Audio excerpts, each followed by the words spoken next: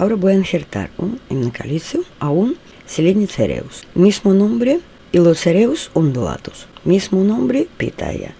Recomiendo no regar los cereus una semana antes de operación.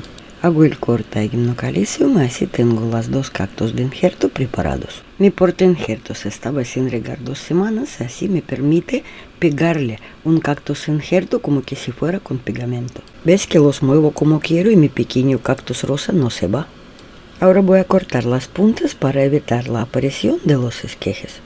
En general puedo dejarlo así, pero la película está hecha para enseñarte el uso de parafilm, una cosa del laboratorio, que sube bastante el porcentaje de injertos con éxito, porque asegura la postura de injerto, sube la humedad y evita los microbios y bacterias.